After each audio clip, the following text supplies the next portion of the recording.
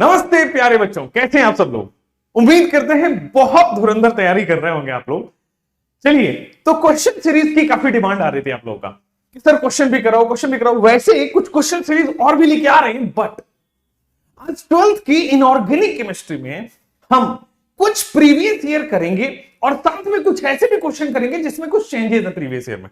ठीक है, और मैं बार बार बोलता हूं कि अगर आपको बहुत बढ़िया अंडरस्टैंडिंग चाहिए चैप्टर की कि एग्जामिनर कैसे पूछता है, नंबर कैसे बढ़ेगा, वो प्रीवियस ईयर क्वेश्चन करके एनालिसिस करके करना होता है। ठीक है, तो आज मेरे पास कुछ क्वेश्चंस हैं, मैं आपके साथ पढ़ूंगा, आपके साथ सॉल्व करूंगा। और मेरी विश्वास मानो तो मैंने इसके पहले ये वाले क्वेश्चन सॉल्व नहीं किए, मैं आपके सामने करूंगा। देखते हैं आप और हम कितने जल्दी जल्दी करते हैं। ठीक है, मेरे सामने मोबाइल है और मैं इसमें क्वेश्चंस पढ़ता रहूंगा आपके सामने। ये रहा पहला क्वेश्चन आपकी स्क्रीन पे बच्चों, ये नीट 2022 का क्वेश्चन है और ये मेटलर्जी का क्वेश्चन दिख रहा है।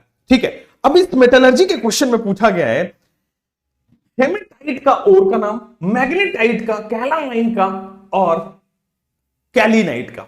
तो चार ऑप्शन आपके पास दिए गए हैं और ये इतना पॉपुलर है ये दोनों, मैं इसको, ये इतना ज्यादा पॉपुलर है हेमेटाइट और मैग्नेटाइट, ये इतने पॉपुलर है। कोई मतलब मुझे लगता है 9th क्लास में जो आपको पढ़ाया जाता है ना केमिस्ट्री, वहीं पे बता दिया जाता है हेमेटाइट और मैग्नेटाइट के बारे में। ठीक है, तो देखोगे हेमेटाइट इज Fe2O3। मैंने आपको याद कराता हूं हेमा, हे मतलब छोटी बहन और मां मतलब मैग्नेटाइट, Fe3O4। कैसे पता चला यार, हे छोटी है +2, मां मैग्नेटाइट थोड़ा बड़ा समझ लो +3, ऐसा करके समझ सकते हैं, बट वो +3 है नहीं। It is a mixture of oxide, Fe और Fe2O3 इसमें मिक्सचर होता है। बस समझने के लिए ठीक है, बट यहां पे लिखना अच्छा नहीं रहेगा, एवरेज निकालोगे तो फ्रैक्शन आ जाएगा। सी ऑप्शन यहां से आपको चमक रहा होगा, 1 A का 3 और सीधा B का 1 पे चला जाएंगे। ठीक है, इतने से ही पूरा क्लियर हो जाएगा। तीसरे ऑप्शन पे जाएंगे, कैलामाइन क्या होता है। तो कैलामाइन इज ZnCO3, जिंक का कार्बोनेट को हम कैलामाइन कहते हैं। ये तीनों हमने बड़े अच्छे से बच्चों पढ़ा हुआ है। ठीक है, मैं स्क्रीन में देख रहा हूं, कैमरा यहां, चलो अब यहां देखूंगा कैमरे में। नेक्स्ट क्वेश्चन पे लेके जाते हैं। नेक्स्ट क्वेश्चन पे आपकी स्क्रीन पे रहेगा गिवन बिलो, ये भी मेटलर्जी का क्वेश्चन है। ठीक है, मैं मेटलर्जी फिर DNF ब्लॉक फिर P ब्लॉक ऐसे करके चल रहा हूं। ये भी 22 का ही क्वेश्चन है। देखो मेटलर्जी इंपॉर्टेंट चैप्टर हो गया था 22 के लिए, लेकिन अगर मेटलर्जी 22 में पूछा गया है तो शायद इस बार ना पूछा जाए या एक क्वेश्चन पूछा जाए, ध्यान दीजिएगा। Ellingham diagram provides an idea about the feasibility of a reaction. और दूसरा कह रहा है Ellingham diagram explains the rate of a reaction. कौन सा सही है कौन सा गलत है? एलिंघम डायग्राम हम पढ़ते हैं मेटलर्जी में। ठीक है, जहां पे हम एक्सट्रैक्शन कर रहे होते हैं, रिफाइनिंग से पहले वाला प्रोसेस, उसको हम बोलते हैं, उसमें हम एलिंघम डायग्राम पढ़ते हैं। चलिए, तो देखो एलिंघम डायग्राम मैंने आपको बताया है, delta G is equal to delta G वाला जो आपके पास गिव्स फ्री एनर्जी का रिएक्शन होता है, इस पर बेस्ड होता है। ठीक है ना, डेल्टा G नेगेटिव होगा तो वो रिएक्शन होगा, या बहुत पढ़ते हैं। बट जो गिव्स फ्री एनर्जी का इक्वेशन है वही एलिंघम डायग्राम को फॉलो करता है, एक तरह से कह सकते हैं, या फिर गिव्स फ्री एनर्जी और एलिंघम डायग्राम दोनों एक दूसरे के कॉम्प्लीमेंट्री हैं। इसी इक्वेशन पर बेस्ड है ये, और यही हमें बताता है कि रिएक्शन होगा कि नहीं होगा। इसका मतलब ये भी बताता है रिएक्शन की फिजिबिलिटी और ये भी बताता है रिएक्शन की फिजिबिलिटी। तो स्टेटमेंट 1 बहुत सही है, लेकिन Ellingham diagram rate of the reaction या रिडक्शन नहीं है, वो रिएक्शन है, रेट ऑफ रिएक्शन थोड़ी बताता है, काइनेटिक्स थोड़ी हो रहा है। तो 2 तो इनकरेक्ट है, 1 अपना करेक्ट है बच्चों। आगे बढ़ जाते हैं, ए option is the correct answer. चलते हैं उसके बाद थर्ड पे, इसका मैं PDF भी शेयर कर दूंगा, इसमें आंसर भी मार्क्ड है तो आपके लिए और आसान हो जाएगा। चलिए, which one of the following is not a calcination. दो तरह के होते हैं बेटा, कैल्सिनेशन और रोस्टिंग, एक्सेप्ट नंबर 2। ठीक है ना, कैल्सिनेशन और रोस्टिंग समझते हैं। कौन कैल्सिनेशन नहीं है? विच of the following is not a calcination reaction. तो देखो आपके पास कौन कैल्सिनेशन रिएक्शन नहीं है। अच्छा, कैल्सिनेशन और रोस्टिंग में क्या डिफरेंस था? रोस्टिंग बच्चे सल्फाइड ओर के लिए होता था, रोस्टिंग बच्चों सल्फाइड ओर के लिए होता था। ठीक है, और सल्फाइड ओर में से जो सल्फर था बेटा वहां पे SO2 गैस प्रोड्यूस कर रहा होता है, यही था roasting. Which of the following is not a calcination? पढ़िए यहां पे A option, zinc carbonate, Fe2O3, CaCO3.MgCO3, और आपके पास ऑप्शंस है, कौन? तो हमने पढ़ा है ऑक्साइड, हाइड्रोक्साइड, इनकी हीटिंग को हम कैल्सिनेशन कहते हैं, लेकिन क्या ये प्लस माइनस एक्सचेंज रिएक्शन, क्या ये कैल्शियम कार्बोनेट और HCl, ये हमने कभी पढ़ी? ये तो नॉर्मल रिएक्शन है, ये कैल्सिनेशन और रोस्टिंग में थोड़ी हुआ। ठीक है, चलिए, तो डी ऑप्शन कैल्सिनेशन नहीं है। नेक्स्ट पे लेके जाते हैं, ऑप्शन डी ऑप्शन सही है, अगले पे जाते हैं। NEET 21, which of the following method can be used to obtain highly pure metal at room temperature? चलिए, मैंने सामने से पढ़ दिया, ध्यान दीजिएगा, हाईली प्योर मेटल ऑब्टेन करना है जो लिक्विड भी है रूम टेम्परेचर पे, बहुत अच्छा। और which of the following method can be used to obtain, कौन से मेथड से हाईली प्योर मेटल आप अपना मिल सकता है आपको? तो बेटा वो होता है डिस्टिलेशन। डिस्टिलेशन से highly pure liquid metal obtain करते हैं, ये हमने रिफाइनिंग के अंदर पढ़ना होता है, रिफाइनिंग ऑफ द मेटल के अंदर। नेक्स्ट टॉपिक पे लेके जाते हैं, एकदम सही है, अगले टॉपिक पे लेके जाते हैं। चलिए मैं क्वेश्चन पढ़ो। क्वेश्चन पूछा जा रहा है, the maximum temperature that can be achieved in blast furnace. अरे, जब हम मेटलर्जी ऑफ द आयरन पढ़ते हैं तो उसमें 4 स्टेप्स होते हैं। मेटलर्जी ऑफ द आयरन जब हम पढ़ते हैं तो उसमें हम ब्लास्ट फर्नेस बनाते हैं, ठीक है ना, उसमें हम ब्लास्ट फर्नेस बनाते हैं, और ब्लास्ट फर्नेस कुछ इस तरह से होता है इसमें, ठीक है। यहां पे बहुत सारे बेड्स लगे होते हैं और इन्हीं बेड्स में टेम्परेचर बढ़ाया जाता है, ठीक है। अब मैक्सिमम टेम्परेचर कहां तक हम बढ़ा सकते हैं ब्लास्ट फर्नेस में? और 1900, 5000, 1200, 2200, 4 डिफरेंट होते हैं कंबशन जोन, यहां पे आ जाएंगे हम सबसे पहले, that is 2200 kelvin is the highest temperature that we can achieve, ठीक है। आप इसके बाद क्या कर सकते हैं, वो डिफरेंट 4 टेम्परेचर भी आपको पूछा जाता है, तो वो आप देख लीजिएगा। नेक्स्ट आगे बढ़ते हैं, इस क्वेश्चन को पढ़ते हैं। The correct statement among the following, पढ़िए। Blister copper has a blistered appearance due to evolution of CO2. Vapor phase refining is carried out for nickel by Van Arkel. Pig iron can be molded into variety of shapes. Wrought iron is impure with 4% of the carbon. Correct पूछा गया है। देखो, पहला गलत है। Blister copper में वो होता है ब्लिस्टर अपीयरेंस, मतलब फूल गया होता है, ठीक है, पपड़ी निकलना, और वो CO2 के नहीं SO2 की वजह से होता है, तो ये तो गलत हो गया, पहली बात। दूसरा स्टेटमेंट पढ़ते हैं, vapour phase refining is carried out for निकल बाय वैन आर्कल मेथड, ठीक है ना। वैन आर्कल मेथड, वैन में ताई जाती है, तो बेटा ये टाइटेनियम के लिए होता है, ठीक है, नॉट फॉर निकल के लिए नहीं होता है, ये रॉन्ग स्टेटमेंट है, ठीक है। होता तो और के लिए, बट एनसीईआरटी में टाइटेनियम दिया हुआ है, तो हम उससे वही पढ़ेंगे। तीसरा पढ़ते हैं, pig iron can be moulded into variety of shape. The correct statement among the following is, सही है। पिग आयरन वैसे तो इम्प्योर फॉर्म ऑफ आयरन है, बट इसको डिफरेंट शेप्स में, जैसे हम इसको, पहले तो शेप्स की बात छोड़ो, पहले तो इसको हम पिग आयरन को रॉट आयरन, कास्ट आयरन, इस सब में बनाते हैं, ठीक है। तो इसका मतलब it can be moulded into variety of shape, सही। अच्छा, दूसरा पढ़ते हैं, wrought iron is impure iron with 4% of carbon, गलत है बेटा। 4% पिग आयरन में होता है, रॉट आयरन में इससे भी कम होता है, 2 to 4% हो जाता है, ठीक है। चलिए, तो नेक्स्ट आते हैं, वैरायटी ऑफ शेप्स में मोल्ड करते हैं, but again it is brittle, impure form of pig iron, जो इंप्योर फॉर्म ऑफ आयरन होता है। नेक्स्ट आगे बढ़ जाते हैं, कॉलम ए और कॉलम, जनरली आपको देखोगे तो स्मेल्टिंग ऑफ द आयरन, या फिर रिफाइनिंग के मेथड्स, या फिर ओर के नाम, ये 3 चीजें ही मेटलर्जी में पूछी गई है बच्चों। चलिए पढ़ते हैं नेक्स्ट, कॉलम 1 और कॉलम 2 करिएगा। देखो क्या दिया गया है, बोरोन प्यूरिफिकेशन मेथड आपको बेसिकली करना है, देखो यहां पे लिखा हुआ है प्यूरिफिकेशन मेथड आपको मैच करना है। चलते हैं, बोरोन को कौन से मेथड से प्यूरिफाई करते हैं? टिन को, जिरकोनियम को, निकल को।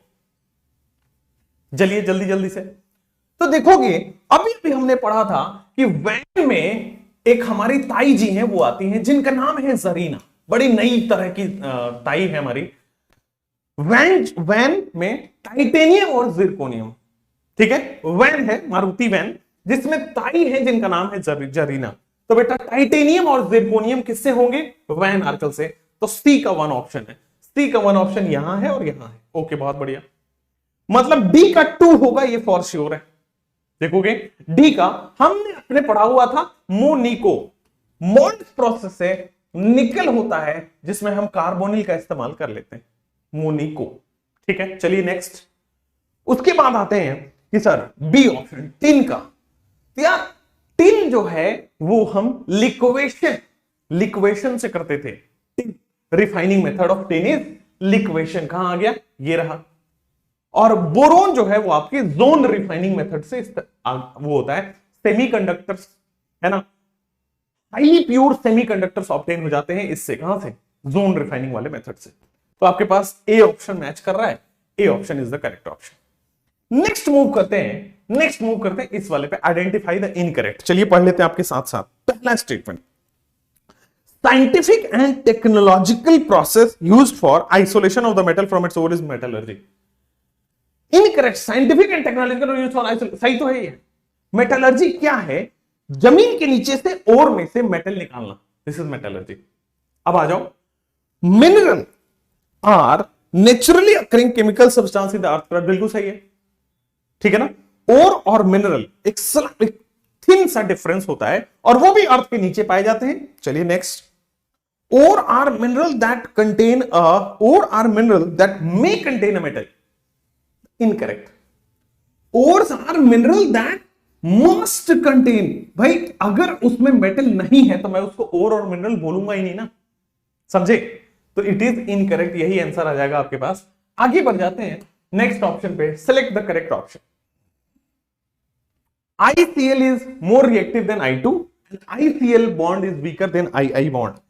सरप्राइजिंगली ये इन टेक्स्ट का क्वेश्चन है जो मैं आपके क्लास में कराता हूं, ठीक है, जो मैं आपके चाहे YouTube की क्लास हो चाहे आपको पेड क्लास हो, मैंने वहां पे कराया हुआ है। चलिए फटाफट बताइए। असर्शन कह रहा है कि ICl is more reactive than I2, reason कह रहा है कि ICl bond is weaker than I2। तो आप इसको ऐसे पढ़ें, ICl is more reactive than I2। पहले तो ये समझे कि सही है कि गलत है। अगर सही है तो समझे कि because ICl bond is weaker than II bond। जल्दी पढ़ेंगे। चलिए, वैसे तो बेटा ICl is more reactive, obvious है, क्योंकि सर इसमें चार्जेस है और इसमें ये नॉन पोलर है। I2 is non polar, ICl is polar, बिल्कुल सही हो गया। ICl bond is weaker than II bond। इसके बारे में क्या ख्याल है? इसके बारे में क्या ख्याल है? ICl bond is weaker than II bond, बस जल्दी बताइए। अच्छा, बिकॉज करके सोचिए, मैं भी एक बार सोच लेता हूं। मैं मतलब बोला ना कि आपके साथ ही सॉल्व कर रहा हूं। तो देखिए, ICl is more reactive than I2, बिल्कुल सही है। बिकॉज ICl, अच्छा यही पे आ जाता है। देखो दोनों ही ट्रू है, बिल्कुल सही है। This is also true and this is also true, ठीक है ना। R is the correct explanation। ICl more reactive इसलिए है, ICl more reactive इसलिए है क्योंकि ये वाला बॉन्ड आपका वीक हो जाएगा, टूट जाएगा। वीक किस सेंस में बोल रहा है बेटा? सॉल्यूशन के अंदर, एक्वस के अंदर, ठीक है। जो मोर पोलर है वो जल्दी आयोनाइज होगा, जल्दी टूटेगा, उस तरह से ये बात कर रहा है। तो आपके पास बी ऑप्शन आ जाएगा कि ए एंड असर्शन रीजन दोनों ही सही है और ये करेक्ट एक्सप्लेनेशन भी है, ठीक है। नेक्स्ट मूव कर जाते हैं आपके पास, नेक्स्ट मूव कर जाते हैं। ये वाला क्वेश्चन पढ़िए, बड़ा है, पढ़ लेते हैं। The boiling point of the following hydrides. मैंने ऑलरेडी आपको ऑक्सीजन फैमिली में पढ़ाया है और नहीं तो हम पढ़ाएंगे, यूट्यूब पे नहीं पढ़ाया हुआ तो पढ़ा देंगे। वैसे जहां मैंने पढ़ाई है पेड क्लासेस में वहां तो पढ़ा दिया है। अब आते हैं, the boiling point of these hydrides increase with increase in molar mass. ओहो, देखेंगे कह रहे हैं कि बॉइलिंग पॉइंट क्या यही होता है? क्या कहीं भी एच बॉन्डिंग का ऑर्डर नहीं आता क्या इसमें? क्या एच बॉन्डिंग के ऑर्डर आने की वजह से ये चेंजेस नहीं आते थे? ऑलरेडी एच बॉन्डिंग आने से चेंजेस आते थे और ये स्टेटमेंट गलत है, 1। दूसरा पढ़ते हैं, boiling point of this hydrides increase with increase in molar mass, गलत है। एच बॉन्डिंग आता है और एच बॉन्डिंग की वजह से इसका ऑर्डर उल्टा होता है एज कंपेयर टू, ये वाला तो सही नहीं होता है, तो दोनों ही गलत है। सी ऑप्शन मार के देखते हैं, दोनों ही गलत है बच्चे, सी ऑप्शन मार के देख लेते हैं, आगे बढ़ जाते हैं।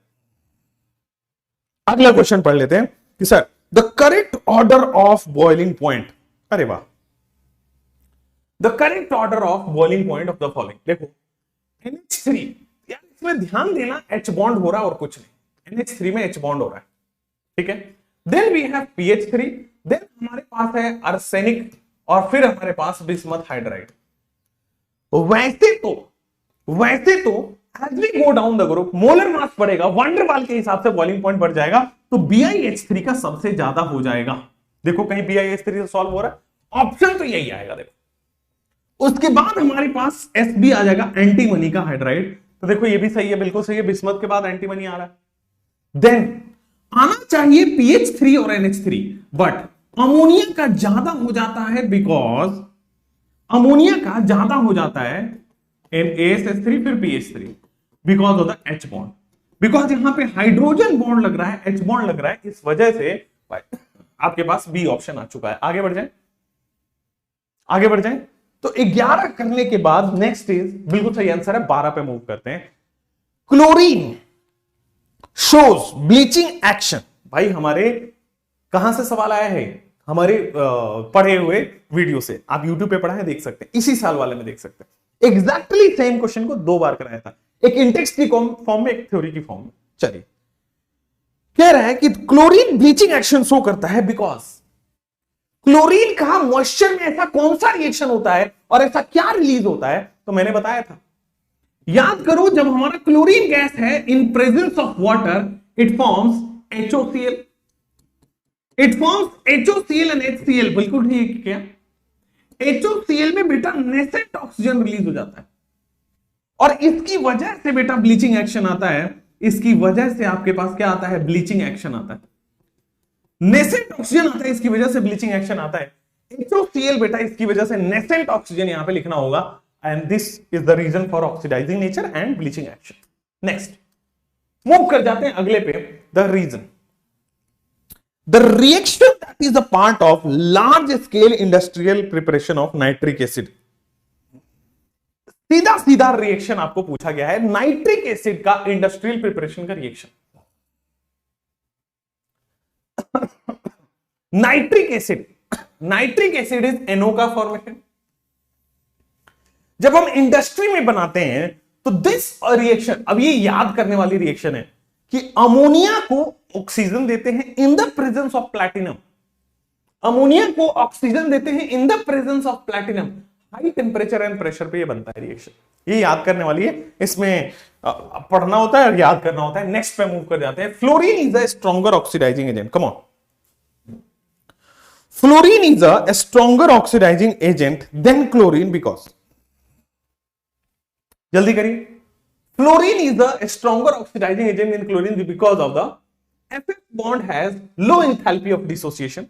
दूसरा option, fluoride ion has high hydration. तीसरा option, electron gain enthalpy of fluorine is less than chlorine and fluorine has a very small size. जल्दी करेंगे, फटाफट से जल्दी करेंगे। देखो यार, ए ऑप्शन बी ऑप्शन सही सेम ही तो हो गया, वैसे तो ए ऑप्शन और बी ऑप्शन सेम ही तो, बट ठीक है, कर लेते हैं, देख लेते हैं। आ जाओ। FF bond has low enthalpy of dissociation, बिल्कुल सही है, क्योंकि सर फ्लोरीन और फ्लोरीन में लोन पेयर होता है, रिपल्सन होता है। अच्छा, रिपल्सन होता है तो बॉन्ड वीक होता है। अब बॉन्ड वीक होता है तो देखिए कैसे करेंगे, रिपल्सन होता है तो बॉन्ड वीक होता है। इधर देखो, बॉन्ड वीक है, टूटेगा, इलेक्ट्रॉन फ्री होगा, तभी तो ऑक्सीडाइज कराएगा। समझ गए? देयरफॉर बॉन्ड ए ऑप्शन तो सही है, A option is correct, B option, F minus has high hydration enthalpy. Fluoride, अच्छा, हाइड्रेशन एंथैल्पी की वजह से हम ऑक्सीडाइजिंग, अच्छा ये बात ठीक है कि इसकी हाइड्रेशन, क्लोरीन की हाइड्रेशन एंथैल्पी की हम अगर बात करें तो वो हाई होगी because of the small size, लेकिन इसकी वजह से वो स्ट्रॉन्ग ऑक्सीडाइजिंग एजेंट हो रहा है, ये स्टेटमेंट सही नहीं है। अब सी पे बात करोगे, electron gain enthalpy of fluorine is less negative than chlorine, obviously third period वालों की एफिनिटी ज्यादा होती है as compare to second period वाले, इसलिए इलेक्ट्रॉन एक्सेप्ट कर सकता है, ये नहीं कर पाएगा। चलिए बहुत बढ़िया, तो ए एंड सी ऑप्शन आपके पास आ चुका है। दोनों ही सही हो जाएंगे इस बिहाफ पे। तो अगले क्वेश्चन पे मूव करते हैं। यहां जैसे आप अगले क्वेश्चन पे मूव करोगे, in the light of below statement, below statement दिया गया। अब देखोगे तो मैं कोई बहुत सरल क्वेश्चन कराने के पक्ष में नहीं हूं, थोड़ा दिमाग चले, आप सोचो, स्क्रीन पॉज करो, फिर आंसर। चलिए, in the light of the below statement choose the correct option. जल्दी जल्दी करना है। जैसे ही आप करोगे एसिड स्ट्रेंथ इंक्रीजेस, ऑब्वियसली भाई ये तो सही है, एसिड स्ट्रेंथ बढ़ेगा, ऐसे जो हाइड्रोजन जल्दी रिलीज करेगा वो ज्यादा एसिड है। अब देखो कि ये बॉन्ड वीक है, this is a weak bond. अब चूंकि ये बॉन्ड वीक है तो जल्दी से हाइड्रोजन टूट के निकल जाएगा, हाइड्रोजन टूट के निकल गया, and this is a weak bond, HI is a weak bond. मतलब स्टेटमेंट 1 इज गुड है, सही है। Statement 2, as the size of the element increases the bond strength decreases and acidic strength increases। सही तो यार, जैसे जैसे साइज बड़ा होगा, बॉन्ड ओवरलैप कमजोर होगा, बॉन्ड वीक होगा, हाइड्रोजन जल्दी टूटेगा। आगे बढ़ जाते हैं, both A and B are true, absolutely correct option चला जाएगा आपके ऊपर। नेक्स्ट, जैसे ही आप जाओगे, देख लेते हैं, सही है, आगे बढ़ जाते हैं। Incorrect about the noble gas पढ़ लेते हैं एक बार यहां से कि sir which of the following is incorrect about noble gas। Noble gas है वीक डिस्पर्शन फोर्स, इनकरेक्ट पूछा गया। ऑब्वियसली भाई नोबल गैस में नॉन पोलर है, weak van der Waal force of attraction लगता है। चलिए next, noble gases have large positive value of electron gain enthalpy, क्योंकि वो स्टेबल है, इलेक्ट्रॉन लेना नहीं चाहता है, हमें अपनी तरफ से एनर्जी देना पड़ेगा, वो भी पॉजिटिव इलेक्ट्रॉन गेन एंथैल्पी। हमने पीरियोडिक टेबल के लेक्चर में ऑलरेडी स्टेटमेंट लिखा हुआ है। Noble gases are sparingly soluble in water. अच्छा, and noble gases have very high melting and boiling point. इन दोनों में से आपको क्या लग रहा है? Noble gases are sparingly soluble in water and noble gases have very high melting और बॉइलिंग पॉइंट। तो देखोगे ये बात भी ट्रू है, हमने कहां पढ़ा है? हमने फिजिकल प्रॉपर्टीज इनर्ट गैस इसी चैनल पे वीडियो में पढ़ा हुआ है, देख सकते हैं जाके, ठीक है। Noble gases have very high melting and boiling point, ये स्टेटमेंट रॉन्ग है, ये स्टेटमेंट गलत है। क्यों? अरे यार, weak van der Waal force of attraction हो रहा है, जिसकी वजह से लो मेल्टिंग और बॉइलिंग पॉइंट होगा। तो आंसर इनकरेक्ट अगर पूछा गया है तो डी ऑप्शन मार के आगे बढ़ सकते हैं। अगले क्वेश्चन पे आ जाते हैं। जैसे ही आप अगले क्वेश्चन पे जाओगे, पूछा गया है in which of the following arrangement the given sequence is not correct. ठीक है ना, कह रहा है given sequence is not matching it. तो पहला वाला देखो, इंक्रीजिंग एसिडिक, ये वाला बेसिक ऑर्डर हम पढ़ते हैं। नाइट्रोजन के पास लोन पेयर है, स्मॉल साइज है, तो लोन पेयर आराम से डोनेट होगा स्मॉल साइज की वजह से, और बेसिक हो गया, और उसको उल्टा कर दिया तो एसिडिक, ये तो सही है। इंक्रीजिंग ऑक्सीडाइजिंग पावर, जल्दी जल्दी करेंगे, इंक्रीजिंग ऑक्सीडाइजिंग पावर, ये भी सही है बेटा। रिड्यूसिंग पावर अगर आप पढ़ोगे तो ये रहेगा। आप यहां से भी जज कर सकते हो, सर ये Pb+4 में खट से रिड्यूस होना चाहेगा, तो इसका तो जल्दी से रिड्यूस करने का मन कर रहा है, तो ये खुद रिड्यूस होगा तो दूसरों को ज्यादा ऑक्सीडाइज करेगा। तो this is a good option, अच्छा ऑप्शन। एसिडिक स्ट्रेंथ, ये भी सही है, एसिडिक स्ट्रेंथ बिल्कुल सही है, HF, HCl, HBr, HI। फिर लास्ट ऑप्शन आते हैं increasing pKa value. Increasing pKa value मतलब decreasing Ka value. Increasing pKa value का मतलब डिक्रीजिंग Ka वैल्यू, मतलब एसिडिक स्ट्रेंथ का कम हो रहा है, एसिडिक स्ट्रेंथ कम हो रहा है। बेटा क्या ये एसिडिक स्ट्रेंथ कम हो रहा है?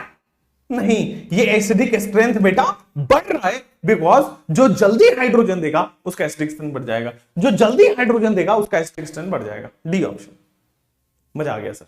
17, अब 17 के बाद यहां आते हैं, 17 के बाद यहां आते हैं 18। Which of the following compound of sulfur has OO linkage? Which of the following compound of sulfur has OO linkage? आइए, सबके स्ट्रक्चर में कौन में पेरोक्साइड लिंकेज है? Which of the following has OO linkage? आ जाओ, सल्फ्यूरिक एसिड आप सब लोग पढ़ते हो, पहला बना के बताता हूं, सल्फ्यूरिक एसिड में कहीं भी पेरोक्साइड लिंकेज नहीं है। H2S2O8, H2S2O8, देखो सल्फर होगा, H2S2O8 सल्फर होगा, तो देखो आप सबसे पहले H2SO4 बना दो, यहां पे OH और यहां पे OH। अभी देखोगे हमने H2S2O7 बना रखा है, H2S2O6 बना रखा है, H2SO8 बनाने के लिए कुछ इस तरह से करना पड़ेगा। तो this is H2SO8 peroxo disulphuric acid, H2SO8, हाँ या ना? Which of the following compound has OO linkage? H2SO8 peroxo disulphuric acid. मजा आ गया? चलिए, जैसे ही आप ये करेंगे H2SO7 में क्या दिक्कत है? तो बेटा सिंपल ऑक्सीजन आएगा वहां पे। H2SO7 में क्या आएगा? सिंपल ऑक्सीजन आएगा। तो this is the simple oxygen H2SO7। ठीक है, H2SO3 की तो बात कम ही है। H2SO5 होता है कैरोज एसिड, इसका ध्यान रख लेंगे। H2SO5 is कैरोज acid, कैरोज acid. ठीक है, यहां पे आपके पेरोक्साइड लिंकेज आता है और यहां पे भी पेरोक्साइड लिंकेज आ रहा है। इसमें से कैरोज तो ऑप्शन में नहीं है, इसलिए यही ऑप्शन में है। अगले पे मूव कर जाते हैं, स्क्वायर। अच्छा, इसमें वीबीटी पे क्वेश्चन आ गया, वीबीटी वीएसीपीआर का क्वेश्चन आ गया, फटाफट से करिए। मैच जेनॉन का, और आप देखेंगे अगर तो पूरा पूरा हमने ऑलरेडी हमारे नोट्स में डिस्कस्ड है, सारा का सारा डिस्कस्ड है। ठीक है, XeO3 तो यार याद हो जाता है। XeO3 एक लोन पेयर और यहां पे कुछ इस तरह से पिरामिडल स्ट्रक्चर बन जाता है। O3 है, एक लोन पेयर और कुछ इस तरह से पिरामिडल स्ट्रक्चर बन जाता है। XeO3 में पिरामिडल है, C का 4 है, कहीं पे भी C का 4 दिख रहा है, एक ही ऑप्शन में दिख रहा है, डी ऑप्शन। आगे बढ़ जाएंगे, एक बार आंसर मैच कर लेते हैं। बिल्कुल सही है, डी ऑप्शन है, बाकी आप करते रहिए। XeO3 से ही सॉल्व हो गया। नेक्स्ट, जैसे ही आपने किया, अगले क्वेश्चन पे आते हैं, पढ़ देते। विच of the following reaction does not come from hydrolysis type reaction? अच्छा, पढ़िए। हाइड्रोलिसिस ऑफ हैलाइड्स हमने पढ़ रखा है। SiCl4 सिलिसिक एसिड SiOH4 बनाता है, फर्दर हीटिंग से SiO2 बनाता है। चलो ठीक है, नाइट्राइड की हाइड्रोलिसिस करोगे, अमोनिया गैस रिलीज हो जाता है, यह भी हाइड्रोलिसिस है। लेकिन क्या ये हाइड्रोलिसिस है या फिर मैंने दिखाया था ऑक्सीडाइजिंग पावर? जब हम पढ़ा रहे थे हेलोजन फैमिली में ऑक्सीडाइजिंग पावर ऑफ हेलोजन्स, और वहां पे मैंने ये रिएक्शन कराया था। F2 is very highly oxidising in nature and therefore fluorine से HF बना लेता है। अगला नेक्स्ट क्वेश्चन आपके पास आते हैं, विच of the correct thermal stability, which is the correct thermal stability order of, ये वाला करेक्ट थर्मल स्टेबिलिटी ऑर्डर, मतलब जो हीट देने के बाद भी स्टेबल रहे, thermal stable, thermal energy heat energy देने के बावजूद स्टेबल है, वो ऑर्डर आपको बताना है। विच of the following is the correct order of thermal stability? जल्दी से, पहला ऑप्शन है H2S H2SE। देखो, थर्मल स्टेबिलिटी का मतलब बॉन्ड स्ट्रांग होना पड़ेगा। अब H2O बेटा बॉन्ड स्ट्रांग है, स्मॉल साइज है, ओवरलैप अच्छा है, बॉन्ड स्ट्रांग है। थोड़ा सा साइज बढ़ा, ओवरलैप कमजोर हुआ, थोड़ा बॉन्ड वीक हुआ। थोड़ा और साइज बढ़ा, ओवरलैप थोड़ा ओ से टीपो, and this will be the order of the stability. यही कुछ स्टेबिलिटी का ऑर्डर होगा। और जो स्टेबल है, जो स्टेबल है हीट देने के बाद भी नहीं टूटता है, जो स्टेबल है हीट देने के बाद भी नहीं टूटता है। नेक्स्ट ऑप्शन पे मूव कर जाते हैं। यहां पे फिर से वीबीटी वीएसीपीआर पे क्वेश्चन है। आप केमिकल बॉन्डिंग में क्या पढ़ो उसका पूरा आइडिया यहां पे लग जा रहा है। आइए, XeF4 XeF6, अच्छा XeO3 तो याद ही कर लो ना भाई। पिरामिडल स्ट्रक्चर अभी अभी बताया था, कोई पिरामिडल है क्या? डी का 1 ऑप्शन, डी का 1 ऑप्शन केवल यहां है। बाद बाकी सारे स्ट्रक्चर अभी भी इस YouTube चैनल पे पढ़े हैं, और आज से पहले जितने भी पढ़ाए हैं, मैं वही तो कह रहा हूं, सब अच्छा पढ़ाएंगे, बहुत अच्छे अच्छे टीचर्स हैं। आप सब लोग कंपेयर भी करते, मैंने एक वीडियो भी देखा, सर गुस्से हो गए, वहां पे किसी ने बोल दिया वीटी सर अच्छा पढ़ाते हैं, कुछ पढ़ाते हैं, कुछ ऐसा बोला, ये खराबी बोला मान लेते हैं, तो गुस्सा नहीं होना आपने, है ना। बच्चे हैं वो, छोटे बच्चे हैं वो, तो कुछ भी गलतियां कर सकते हैं और उनको गलती करने का मौका मिलना चाहिए, क्योंकि वो उस एज में है। लेकिन हम तो बड़े हो चुके हैं, हमारे अंदर इतनी खोपड़ी में समझ होनी चाहिए ना भाई, कि क्या बोलना है क्या नहीं बोलना है, बच्चों को सिखाना है हमें। तो कोई कंपेयर कर रहा है तो बच्चों को बस इतना बोलना है कि दोनों ही अच्छे टीचर्स हैं, दोनों ही नीट के लिए पढ़ा रहे हो, मजा आ रहा है, आप लोग पढ़ो बस। मुझे भी मजा आ रहा पढ़ा के, उन सर को भी मजा आ रहा होगा, जिसका भी नाम लेते हैं, बच्चे लेते हैं, ये बच्चों की गलती है, मतलब है ना। इस पे मैं कई बार बच्चों को यही समझाता हूं, बेटा दोनों ही अच्छे हैं। नेगेटिविटी फैला के आज तक किसी का कोई भला नहीं हुआ है। नेगेटिविटी फैलाने से दो दो कदम पीछे गए हैं लोग, आगे नहीं आते। मैं आज तक मेरे वीडियोस में देखिए मैंने कभी बोला अरे उनसे ना पढ़ना, उनसे ये करना, उनसे वो करना, नहीं। मैंने आपके बारे में जब भी बच्चा बोला मैंने एक स्टेटमेंट यूज करी कि सर बहुत अच्छे टीचर है, सर बहुत ईमानदार टीचर है, सर बहुत डेडिकेशन से पढ़ाते, सर बहुत मजेदार है, सर की एक्सप्लेनेशन पावर बहुत अच्छी है। लेकिन नहीं, आप तो भड़क जाते हैं। निंदक नियरे राखिए, कबीर साहब को फॉलो करिए सर। धन्यवाद, आगे बढ़ते हैं। नेक्स्ट सी ऑप्शन है ना। अब एक वीडियो मेरे सामने आया, मैंने देखा, मैंने वो हो गए, पैनिक हो गए टीचर, अरे सर उनको कैसे बेटर बोल दिया। अरे बच्चे हैं यार, मेरे बारे में, मेरे पास भी आके आपके बारे में अच्छे लिखते हैं, मैं पैनिक नहीं होता, मुझे पता है, मुझे पता है ये बच्चे हैं, इनको सिखाना पड़ेगा हमें, और हमें और आप तो सिखाएंगे यार, क्या सिखाना है। चलिए, pure nitrogen, Haber process, contact process, Deccan process से क्या क्या बनता है। बहुत अभी हाल में ही, बहुत कम समय हुआ और मैंने डेकन्स प्रोसेस में डिस्कस किया था, और मैंने डेकन्स प्रोसेस डिस्कस किया था, बताएंगे कोई? बताना ही पड़ेगा। डेकन्स प्रोसेस में मैंने डिस्कस किया था। और दूसरा ऑप्शन देखिए डेकन्स प्रोसेस में कौन सा क्वेश्चन मैं पढ़ रहा हूं। अच्छा मेरा क्वेश्चन इधर उधर हो गया। 19, 20, 21, 22, 23, आइए। अच्छा, प्योर नाइट्रोजन भी तो हमारे नोट्स का है, याद करो मैंने एक शॉर्ट ट्रिक बताया था इसके ऊपर।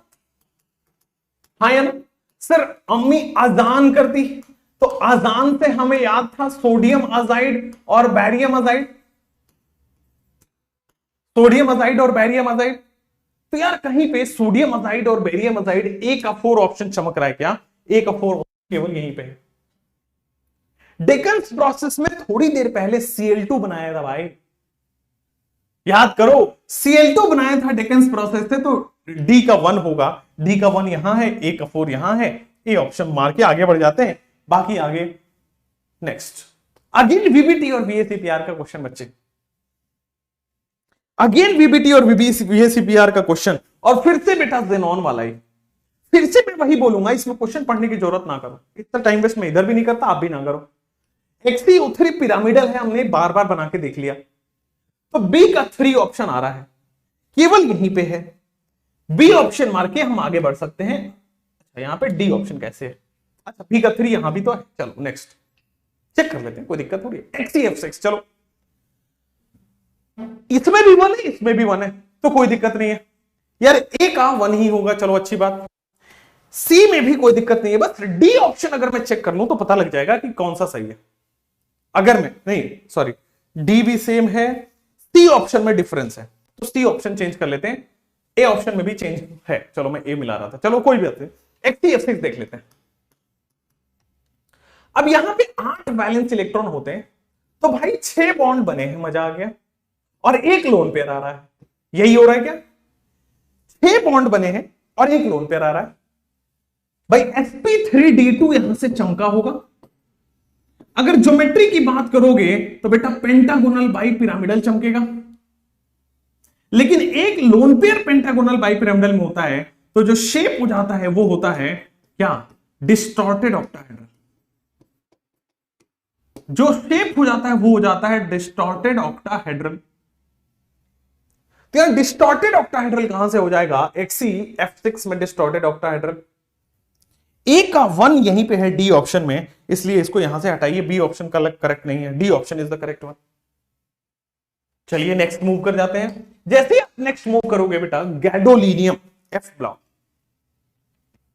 कह रहा है, पढ़ते हैं इसको। Gadolinium has a low value of third ionization enthalpy because, exactly same line F block की एनसीईआरटी में लिखी है कि गैडोलिनियम जो है, अच्छा इस पे 2-3 बार क्वेश्चन आया गैडोलिनियम पे, वही because of the half field configurations बनते चले जाते हैं इसके। चलिए, हाई एक्सचेंज इंथैल्पी की वजह से low value of the third ionization enthalpy होता है, एक्सचेंज इंथैल्पी बहुत हाई हो जाता है। एग्जैक्टली एनसीईआरटी का लाइन है, बहुत ज्यादा दिमाग ना लगाते हुए अगले क्वेश्चन पे मूव करते हैं। नीट 22 का ये भी सवाल है, जल्दी। इन द न्यूट्रल और फेंटली अल्कलाइन मीडियम, न्यूट्रल और faintly alkaline medium KMnO4 oxidise होता है आयोडाइड माइनस को वो कर देता है, ऑक्सीडाइजेस आयोडाइड इनटू आयोडेट। बहुत अच्छा। The change in oxidation state of, अच्छा मैंगनीज, यार ये भी कोई सवाल है। हमने KMnO4 की I माइनस से रिएक्शन कराते हैं तो ये तो ऑक्सीडाइज करेगा ही ना I माइनस, और जो भी करे आयोडेट में कर गया। लेकिन इसका क्या होता है, Mn+7 से कहां चला जाता है, +2। मैंगनीज जो है बेटा वो +7 से +2 में चला जाता है। Mn+7 से +2, +7 से +4, नॉट +2 यार, ये एसिडिक होता है। +7 से +2 जो है वो एसिडिक होता है। This is +4। कौन सा, ऑब्वियसली बी ऑप्शन मार के चले जाते हैं आगे। नेक्स्ट ऑप्शन आपके स्क्रीन पे आगे, +7 से +2 अगर बोला जाए तो वो एसिडिक हो जाएगा। नेक्स्ट चलिए करते हैं, मैच लिस्ट 1 विथ लिस्ट 2। ये क्वेश्चन आपके क्लास स्टार्ट होने से जस्ट पहले मुझे मिला था, ठीक है, तो मैंने सोचा फटाफट आपके सामने ही सॉल्व कर देते हैं, पहले देख के नहीं आएंगे। चलिए आइए, लिस्ट 1 और लिस्ट 2 को मैच करना है, इधर और इधर, ठीक है। चलिए पहला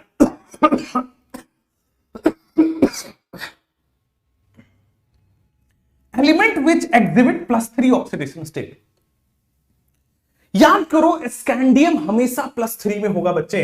स्कैंडियम +3 में स्टेबल स्टेट होता है, ओनली +3 स्टेट एग्जिबिट करता है स्कैंडियम, ठीक है।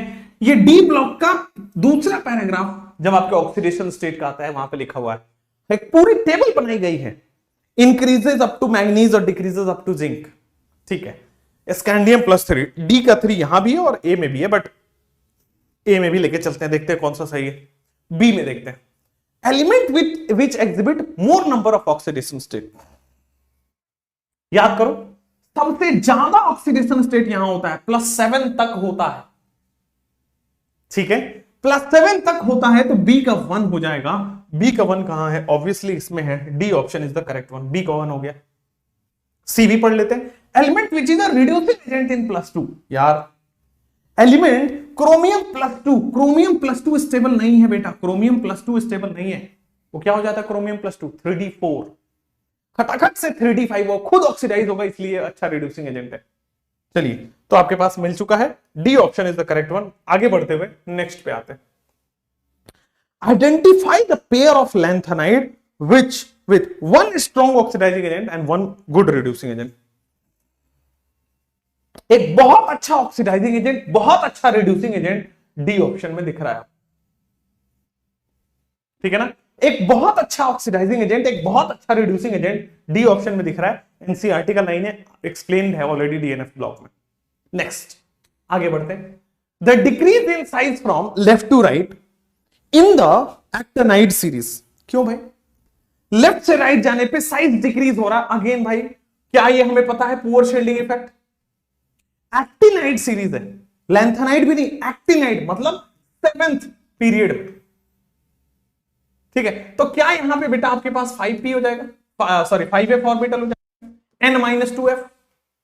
तो क्या यहां पे n-2f वाला सही होगा, पुअर शील्डिंग तो सही है बट n-2f का होगा। अगला सवाल, चलिए विच ऑफ द फॉलोइंग, अच्छा आपको याद होगा, आपको लग रहा होगा कि सर ये डिफिकल्ट क्वेश्चन है या कुछ ऐसा लग रहा होगा।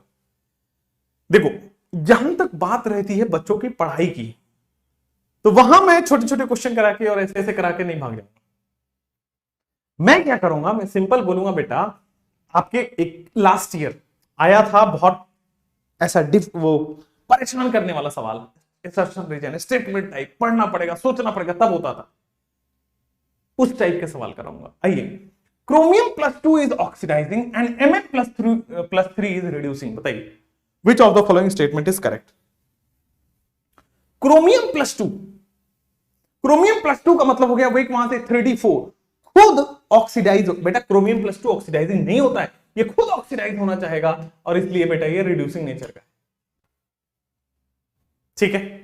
गलत हो गया, 1 इज इनकरेक्ट। पहला बात तो 1 इज इनकरेक्ट, एक ही ऑप्शन है बेटा डी ऑप्शन। आगे बढ़ सकते हैं, ठीक है। चलिए नेक्स्ट, नेक्स्ट अगले क्वेश्चन पे बिल्कुल सही आंसर है।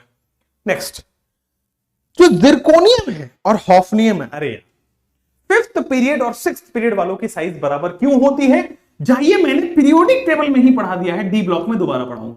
लेंथेनाइड कॉन्ट्रैक्शन की वजह से 5th पीरियड और 6th पीरियड वालों की साइज क्यों बराबर हो जाती है, बच्चे लेंथेनाइड कॉन्ट्रैक्शन की वजह से। आगे बढ़ते हैं, the correct statement among the following is, lanthanides are good conductor of heat and electricity. दूसरा, द इनकरेक्ट, ध्यान दीजिएगा, नॉट करेक्ट, इनकरेक्ट, और ये सही है। लैंथेनाइड्स जो है वो good conductor of heat and electricity सही है। एक्टिनाइड्स आर मेटल्स हैं, बहुत सही है। Actinide contraction is greater for element than lanthanide, बिल्कुल सही है, एक्टिनाइड ज्यादा होते हैं। More the trivalent lanthanide ions are colourless, अरे मोस्ट गलत है बेटा, ये कलर होते हैं, लैंथेनाइड्स कलर शो करते हैं, कलरलेस नहीं होते हैं। इलेक्ट्रॉन्स फ्री है, एक्साइट हो सकते हैं, नेक्स्ट, कलर शो करते हैं, गलत है, इनकरेक्ट है। नेक्स्ट कह रहा है the calculated spin only magnetic moment. अरे यार, कितने अनपेयर्ड इलेक्ट्रॉन है क्रोमियम +2 में? क्रोमियम होता है बेटा 3d5 4s1, अगर क्रोमियम +2 किया गया तो ये हो जाएगा 3d4, तो 4 अनपेयर्ड इलेक्ट्रॉन हो जाएंगे ना, 1 2 3 4 अनपेयर्ड इलेक्ट्रॉन है, 4 पॉइंट समथिंग समथिंग। जितने भी अनपेयर्ड इलेक्ट्रॉन होते हैं उसका मैग्नेटिक मोमेंट आप निकालते हो n × n+2 बोर मैग्नेटॉन, बेटा √4 × 6, 4 × 4 + 2 √24 बोर मैग्नेटॉन। वैसे बच्चे सीधा देख लो, जितने अनपेयर्ड इलेक्ट्रॉन होते हैं उतने ही को पॉइंट लगा दो तो वो हो जाता है मैग्नेटिक मोमेंट। नेक्स्ट, जैसे हमने ये किया, अगले ऊपर मूव कर जाते हैं। ये वाला क्वेश्चन फॉर्मूला पूछा गया है, चलिए जल्दी से करेंगे। यूरिया रिएक्ट्स विथ वाटर, अच्छा, to form A which decomposes to form B when passed through Cu+2 deep blue color solution of C is formed. What is the formula of C? ठीक है, what is the formula of C? देखो यहां से एक clue मिलेगा, deep blue colour solution, यहां से एक क्लू मिलेगा, डीप ब्लू कलर सॉल्यूशन, ठीक है। और हमने कोऑर्डिनेशन में पढ़ते पढ़ते दौरान हमने ये सीखा था कि बेटा ब्लू विट्रियोल CuSO4 होता है, तो कॉपर के जनरली जो कंपाउंड्स हमारे पास बनेंगे वो ब्लू कलर में होंगे, जनरली। मैंने बोला, फिर अचानक से एक कॉपर का कंपाउंड लेके आके रेड कलर मत दिखा देना, वो भी मैंने बताया हुआ है क्वेश्चन, ठीक है। CuNH3 4+2, तो ये ब्लू कलर का कंपाउंड बन रहा है। वैसे तो मुझे आंसर आ गया, बट मैं बैक ट्रैक करके पूरा समझाता हूं। सी मिल गया, अब कह रहा है when pass through Cu+2, इसका मतलब B हमारा कुछ और होगा और हमने Cu+2 दिया है। कह रहा है यूरिया रिएक्ट्स विथ वाटर। सबसे पहले देखो यूरिया NH2CO NH2, इसके रिएक्शन बेटा आप वाटर से कराओ। Urea reacts with water to form A, ठीक है, बहुत अच्छा। जो यहां पे डिकम्पोज होके it forms B, decomposes to form B, बहुत अच्छी बात। B when pass through Cu+2, B को जब मैंने Cu+2 दिया है, फाइनली आपके पास CuNH3 बना है। आइए एक एक करके फिर समझे यार, यूरिया को हाइड्रोलिसिस करने पे क्या बन रहा होगा। पहली बात, यूरिया को हाइड्रोलिसिस करने पे क्या बन रहा होगा, NH2CO NH2। तो पहली फीलिंग ये आ रही होगी, सर यहां से कुछ ना कुछ अमोनिया टाइप का प्रोडक्ट बन रहा है, ठीक है। इसकी डिकम्पोजिशन से B बन रहा है और B में कॉपर पास करोगे तो देखो, अगर आपको पूरा नहीं, मान लो मैं एकदम ये टॉपिक पढ़ के ही नहीं गया एग्जाम में, कैसे करूंगा। तो यार यहां से मुझे फीलिंग आ रही है कि अमोनिया होगा। पहले सब्जेक्ट की बात बाद में, कॉमन सेंस की बात कर लेते हैं। मतलब यहां से जो बनेगा वहां अमोनिया होगा, अच्छी बात है। तो ऑप्शन में देखेंगे अमोनिया टाइप का कुछ बन रहा है क्या, एक ही है, चलो हो गया। उसके बाद कह रहा है कि यहां जाने के बाद कॉपर भी दिया गया है, तो कॉपर और अमोनिया का रिलेशन मिलते ही ए ऑप्शन आ जाता। पूरा सब्जेक्ट पढ़ने की जरूरत भी नहीं थी, कॉमन सेंस भी लगा लिया करो कभी कभी। और बाकी डीप ब्लू कलर जो है वो CuNH3 का ही बताया हुआ है। उससे पहले हिंट दिया गया है कि कॉपर पास किया गया, तो कॉपर का कौन सा कंपाउंड है जो डीप ब्लू कलर होता है, 4 ऑप्शन में से देख लो। अभी इस पे मूव करते हैं 34 के बाद 35 पे, आइडेंटिफाई। जल्दी से जैसे आप मूव करेंगे, identify the incorrect statement among the following. Zirconium and hafnium, 35 है। जिरकोनियम एंड हॉफनियम, है ना, हाँ यहां आ गया। Zirconium and hafnium have identical radii, बिल्कुल सही है। Lanthanide contraction zirconium and hafnium, 5th period और 6th पीरियड, 4D सीरीज और 5D सीरीज, चलो बराबर होते। लैंथेनाइड का केवल +3 होता है क्या?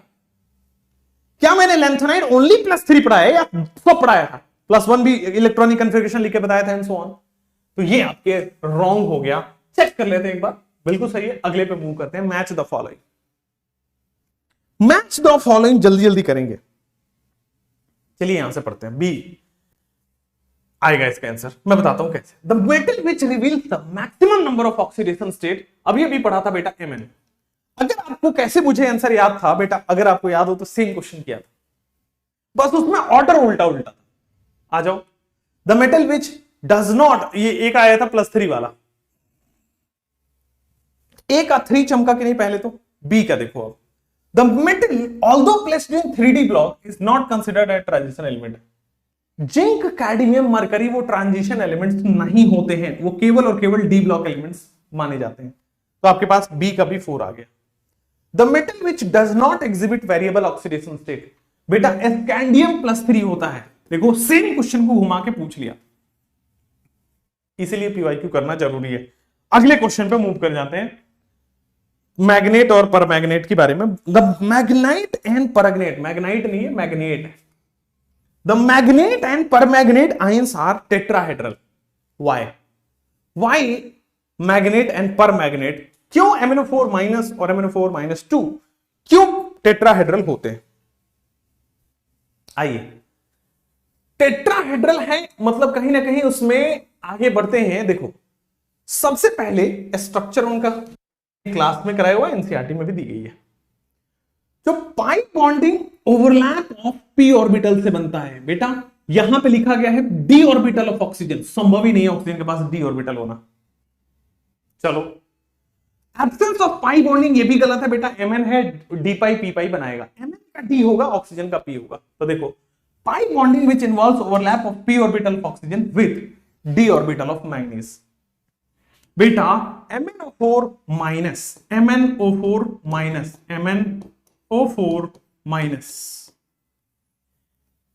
पाई बॉन्डिंग होता है, इसका p ऑर्बिटल इस्तेमाल होगा और इसका d ऑर्बिटल इस्तेमाल होगा, और वही लिखा गया है किसमें, बी ऑप्शन। ठीक है, नेक्स्ट क्वेश्चन आपके मूव कर जाते हैं। यहां पे आइए, नेक्स्ट क्वेश्चन जैसे ही मूव करोगे आ जाओ, match the following, match the catalyst with the process, match the catalyst with the process. चलो जल्दी जल्दी करेंगे। Match the catalyst with the process 1, V2O5 क्या बनाएंगे, PdCl2 निकल कॉम्प्लेक्स। अच्छा, कोऑर्डिनेशन का बनाएंगे, चलिए जल्दी जल्दी 1 पढ़ेंगे V2O5। यार V2O5 कांटेक्ट प्रोसेस जब हम पढ़ रहे थे, यहां पे SO2 से SO3 तब बना रहे थे जब हमारे पास V2O5 नाम का वो आ रहा था ऑक्सीडाइजिंग। SO2 से SO3 इन द, क्या ये सी ऑप्शन सही है? तो V2O5 के लिए क्या ये सी ऑप्शन चल जाएगा? 1 के लिए सी बिल्कुल सही है, 1 के लिए सी, यहां भी है यहां भी है, देखते हैं। ये याद करो, ये क्या है, TiCl4 plus try alkyl aluminium, TiCl4 plus try alkyl aluminium. क्या आपके सामने आ रहा है पॉलीमराइजेशन?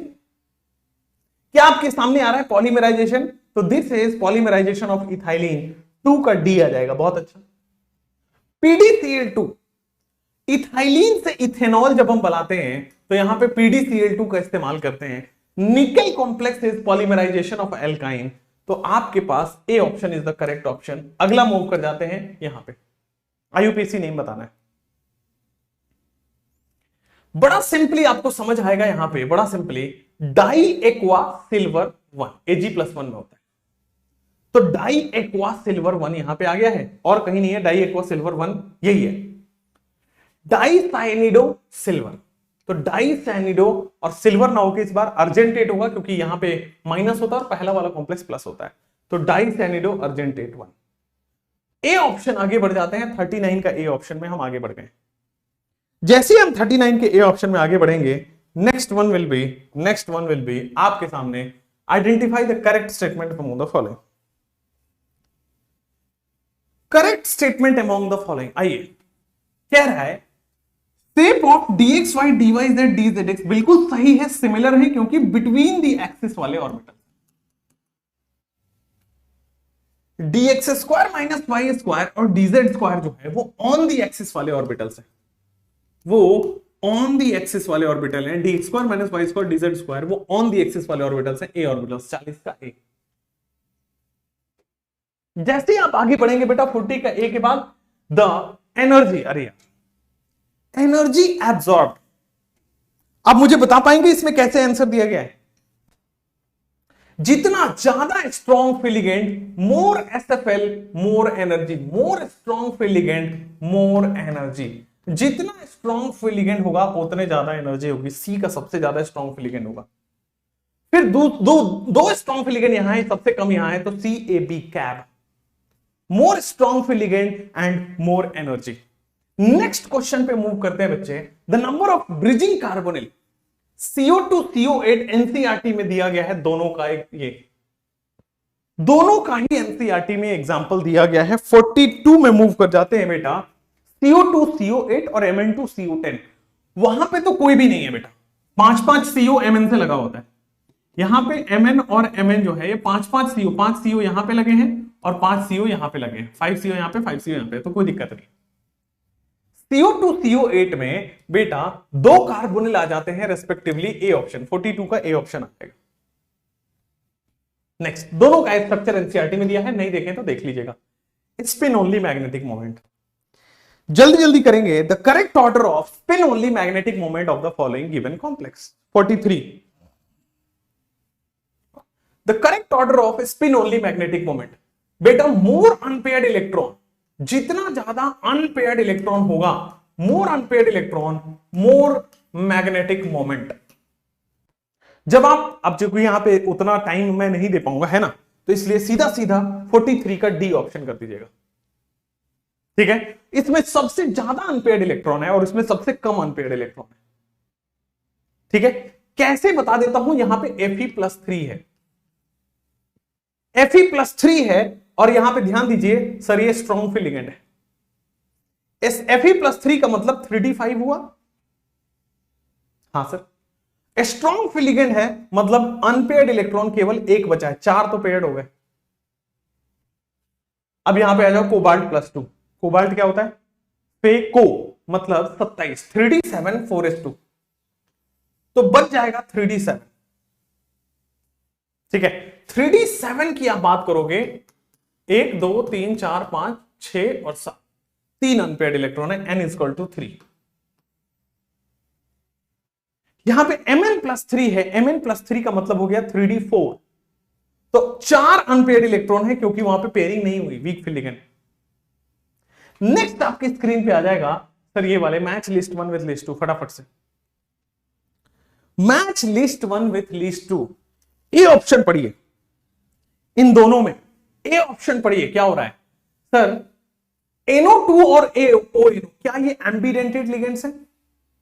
और एम्बिडेंटेड लिगेंड्स लिंकेज आइसोमेरिज्म, तो ए का 3 लिख सकते हैं, ये भी है और ये भी है। देखते हैं ए होगा कि सी होगा। अब आते हैं इनमें, देखो ये दोनों के दोनों बेटा कॉम्प्लेक्स है, केटाइन और एनाइन, तो क्या इसमें हम कोऑर्डिनेशन पढ़ते हैं? तो क्या इसका 2 हो जाएगा, बी का 2 ही रहेगा, बी का 2 हो जाएगा, ये सही है। सी का देख लेते हैं यार, एक बार Br बाहर है, एक बार SO4 बाहर है, आयन डिफरेंट है, मतलब आयोनाइजेशन आइसोमर हो गया है, सी का 1, बहुत सही। डी वाले में बेटा वाटर इन्वॉल्व है, वाटर इन्वॉल्व है तो अपने आप आंख बंद करके हाइड्रेट मार दीजिए, सॉल्वेट मार दीजिए, सी ऑप्शन इज करेक्ट। अगला option assertion reason, select the correct option, ठीक है ना, सेलेक्ट द करेक्ट ऑप्शन। यहां पे आइए, the metal in the metal carbonyl, the metal carbon bond in metal carbonyl possess both sigma and pi bond, बिल्कुल सही है। मेटल कार्बन बॉन्ड में, मेटल कार्बोनिल में दोनों सिग्मा और पाई बॉन्ड होता है, because the ligand to metal bond is pi bond and metal to ligand. Exception नहीं है, मतलब ये एक्सप्लेनेशन नहीं है, बिकॉज का आंसर नहीं है भाई, दोनों ही सही है, बोथ आर ट्रू, बट ये एक्सप्लेनेशन नहीं कि क्यों सिग्मा और क्यों पाई होता है, वो एंटी पाई स्टार ऑर्बिटल से हम समझाते हैं सिनर्जिक बॉन्डिंग में। चलो नेक्स्ट आपके पास 45 हो गया, 5 और क्वेश्चन है, 5 और क्वेश्चन है, वो आपको मैं PDF में दे दूंगा, वहां पे 5 क्वेश्चन आपके लिए, ठीक है। और ये EDTA -4 बेटा, ये हेक्साडेंटेट लिगेंड है, 4 एसिटेट का ऑक्सीजन है और 2 नाइट्रोजन लोन पेयर है, O- है 4 और 2 नाइट्रोजन डोनर एटम है, तो यहां पे याद हो गया होगा। 4 ही क्वेश्चन और बचे हैं आपके, आप कर लीजिएगा। Thank you so much, all the best बच्चों, बाय बाय।